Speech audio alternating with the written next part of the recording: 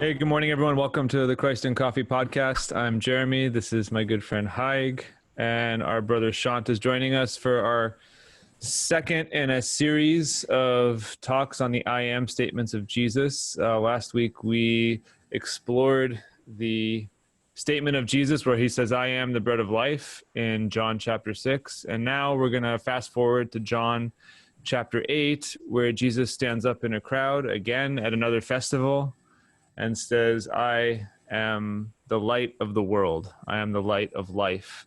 And he offers himself up to the people as such. So guys, here we are in our second run. Yeah. What's different? Last week we talked about bread. Now we're talking about light. Definitely different elements, but both essential, I would say. Yeah, there you go. Well, there's a first crack at it. They're both essential. We're talking a lot about essential things at the moment, essential businesses and non-essential businesses. Right. So bread, light, those are both essential to living everyday life. Yeah, especially these days where vitamin D yes, is in a lack in most of people's lives. And they're saying that vitamin D is actually a way to combat coronavirus. So it's do we need irony. to insert a PSA here? Take your vitamin D if you want to. Right. Just go outside. That's the moral of the story. Like, just soak up some UV rays, but be careful in crowds. Yeah. Let's talk about the theme of light in the Bible. Light is a common. It's on the very first page of the Bible. Right. Yeah. You can't discuss it without going all the way back to Genesis and seeing, God created and he said, let there be light. And that was kind of the first thing. And even in the beginning of John's gospel, in the first chapter, where he alludes to Genesis in the beginning, was the Word, and the Word was with God. And again, in that first chapter, John even says the light came into the world, came into the darkness, and the darkness has not overcome it.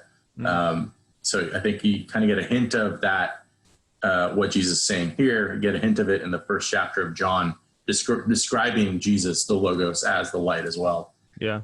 Yeah, that's actually something I didn't get to say that first week. It just escaped me. But that first chapter of John, the introduction, it lays out the themes for the whole rest of the gospel. And, it lays out themes for the bread of life statement. We could have picked that up, but we're talking about light of life today, so we'll switch it to that. But that line, it's a really interesting line where in the intro, John says that the light shines in the darkness and the darkness does not overcome it. So that word for overcome in Greek, it can mean two different things. It can either mean to grasp something like mentally or cognitively, or it can literally mean to like grasp somebody, to choke them, to like end their life. So literally, it's a powerful word, and I think I prefer that second translation. So it's almost as if what John is saying is like the darkness tries to snuff it out and kill the light, and the light overcomes it. It's not grasped by it. It's not, it's not destroyed by it, which foreshadows the violence that Jesus is going to meet as he goes to the cross. Yeah, absolutely. And it's just an interesting motif, just light versus darkness. It's there in almost any sort of story of good versus evil. The light side of the force, the dark side of the force. Yeah. You have these dualistic religions like Zoroastrianism. That's like the light versus the darkness. Like you have the light backgammon pieces versus the dark backgammon pieces, and they're playing this cosmic game of good versus evil. And Christianity has this motif. It's just saying that Jesus is the one who champions the cause of the light, and the darkness thinks it wins over the light, but actually the darkness did not overcome the one who is light.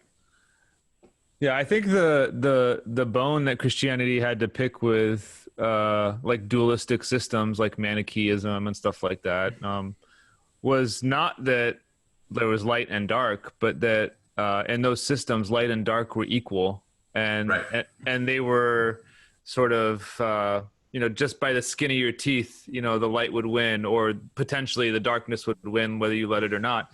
But I think the key to Christian faith and the gospel is that they are not equal partners, that God destroys the darkness and injustice and hate and sin of the world, Yeah. and still redeems the creation that is captured by it and enslaved by it. Yeah, and the motif, in Genesis 1, right, God separates the light from the darkness. Yeah. And God is still separating light from darkness right now. Yeah. Yeah, it's interesting, Jared, that you bring that up. It's kind of the idea is like we see it in other cultures or other religions about light versus dark, and it's this epic battle between the two and who's going to win. But Christianity says, no, it's obvious who's going to win. It just made me think of a memory back in our college days at CSUN.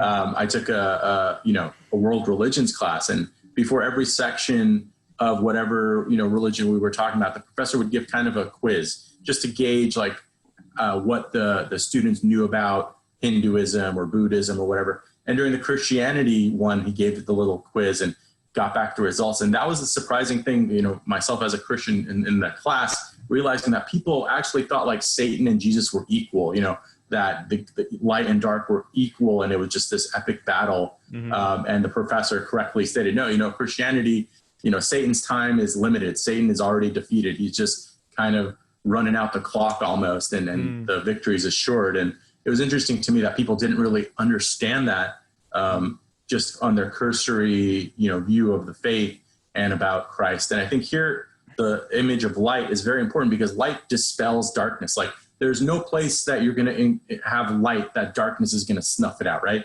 Just the actual physics of it. Light just dispels darkness. It takes it away.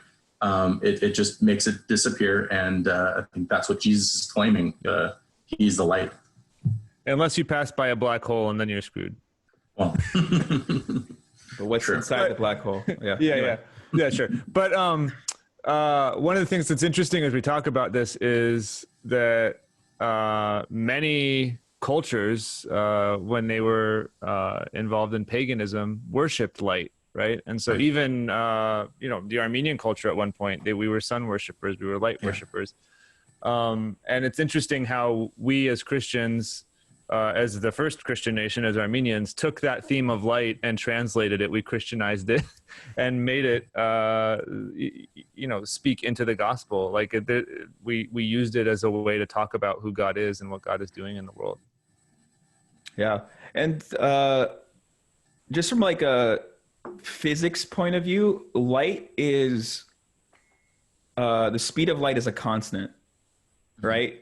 Like it's cool that light has a characteristic of being a constant. And isn't it also a wave and a particle, right? Both. It's both. Yeah. So, it's not a direct comparison, but Christ is like a God and man, but particle and a wave. And also he's our constant.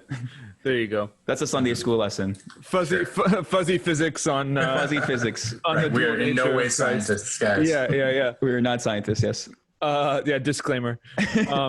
So one of the things we're coming up on is light has some sort of revelatory function. So light reveals what's in the dark, right? And so there's a judgment language to light. When Jesus says, "I'm the light of the world," he's criticized again. We saw this back in the Bread of Life statement. He's criticized. He has conflict. He meets disagreement.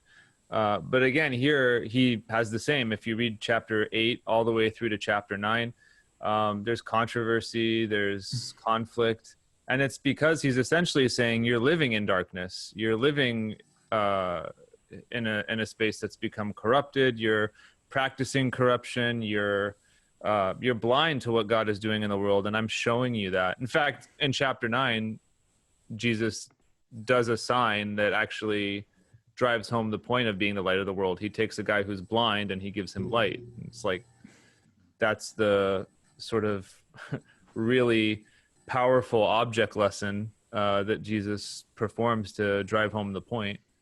We have light as a sort of revealing element, light as a victory over darkness, because it's often used in the Old Testament as a a sign of victory. But what else I'm trying to think, what else is light symbolic of? Is there another symbol we're missing?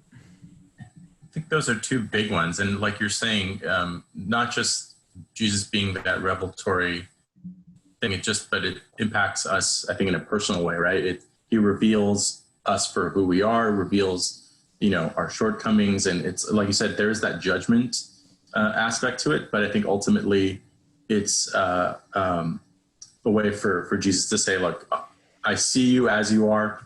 Nothing's hidden from me about you, but there's still that connection, that there's still that his love and forgiveness is there, even though he knows every dirty little secret that you have. It's still, you still belong to him. Right. It's I just thinking too, I think that light is often associated with purity too. Right. Right. So when someone is clothed with light, it's, it's an image of some like purity and some sort of, Sure. I mean, it's also just like it's used as God, right? God is light and everyone who walks with him will be light. So like that's in First John, which is a letter Right. that the Gospel of John, the author of the Gospel of John writes later on to his churches. One of the key points of that letter is that God is light and those who walk with him will live in his light. So they'll, like you said, Sean, they'll be walking in the light. Yeah. Transparent, not hiding anything. And I think that's a call once we are followers of Jesus. That's the standard and the call that we have, to walk in the light, to walk with Christ. And if we're walking with Christ, we're walking in the light. Nothing is hidden, and we try to be as transparent and as open, as we can. It's not an easy task, but that's what we're called to do if we're truly walking with him. So the motif of light is also truth, because in the context of this passage, they're questioning his authority. What is true? How is what you're saying is accurate? Like even from like from Plato's point of view, right? The analogy of the cave. Those who are outside the cave, they're enlightened. They have higher access to the truth. So you have that sort of understanding, but Christianity's version of it is more of, are you walking in it? Are you with it? Are you honest? So it's not just knowledge, it's actually being honest with yourself and with God. And so oftentimes it's confess your sins. So the act of confessing your sins is walking in the light. It just, the word confession means acknowledging with what God already knows. Right. It's aligning yourselves with the light.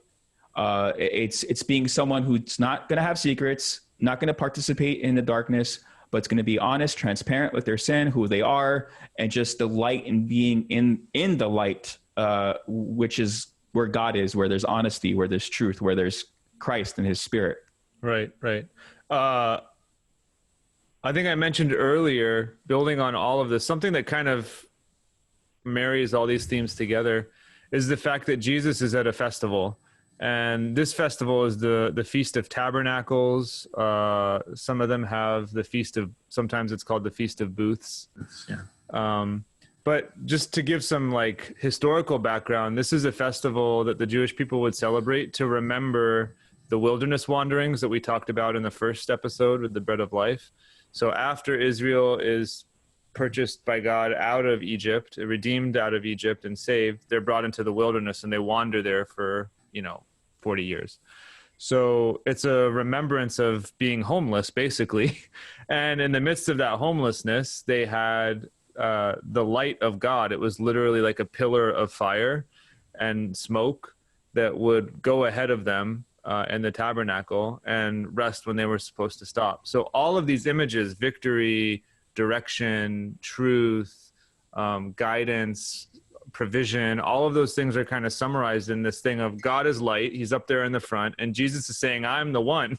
Like I'm the leader of the people. I'm the light that's bringing you forward into the world. And it's all celebrated at this Feast of Tabernacles, and all these themes would have been playing through as the people are gathering. So again, just like last week, when Jesus gets up to say, I'm the light of the world, he's making a very controversial statement. He's basically saying this festival is about me, and I'm here to offer you everything that this festival claims to be offering.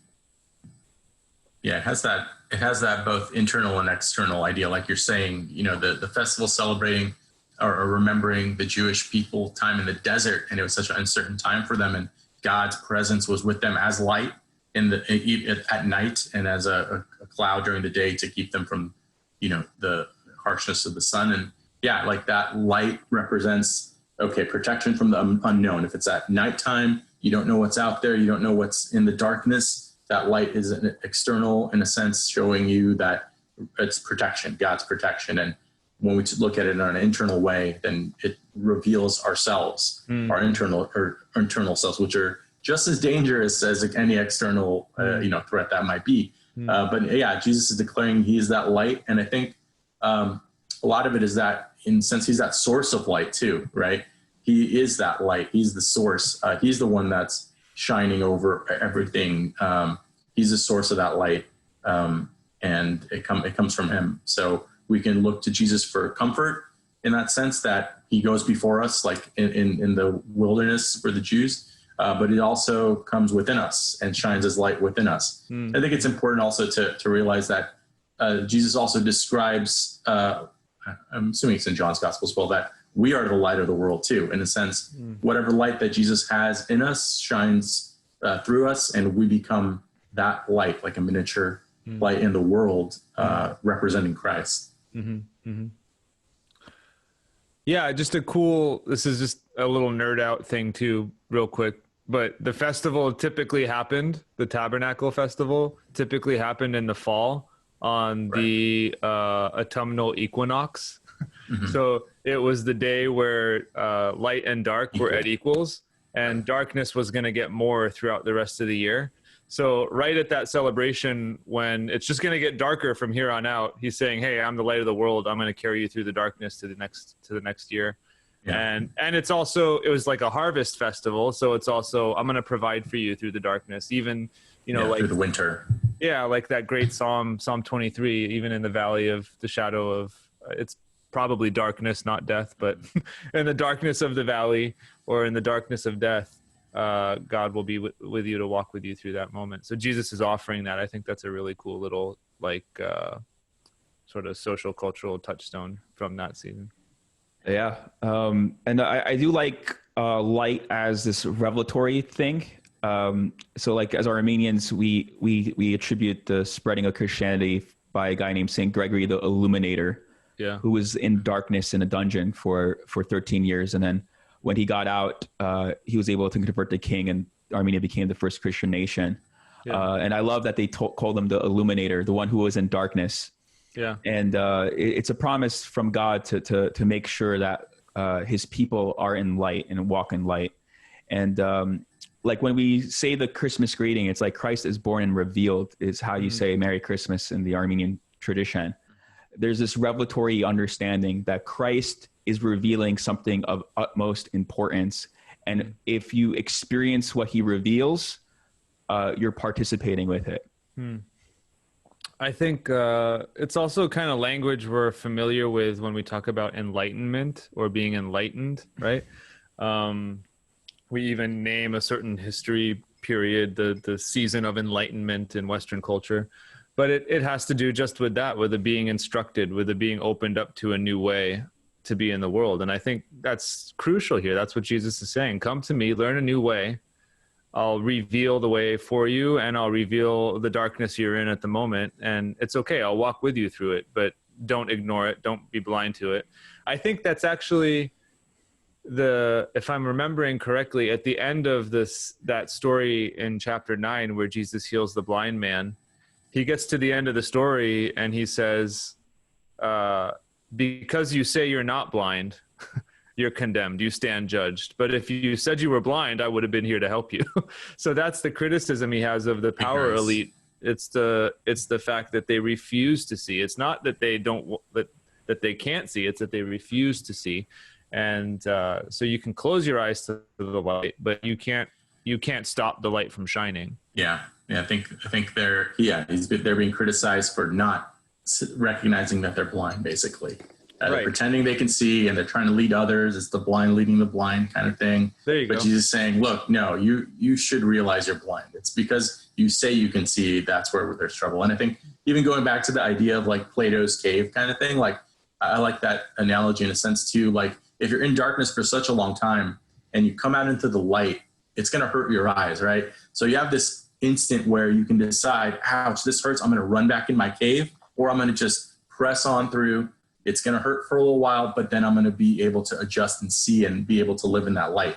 Yeah. So there's that momentary pain associated with things being revealed and the shining the light and living in the light. But if you press through to adjust and live in it instead of running away back in the cave, like, the Pharisees would probably do. Yeah, that's the worst, when it's really dark and you flip the lights on after being in the dark for so long. When I wake my daughter up in the morning and it's really dark and I flip the lights on, she kind of complains, like, oof. She actually says oof. Nice. She's that Armenian. She actually says oof. She says oof, Baba, light. So it hurts, right? It's not fun when you do that.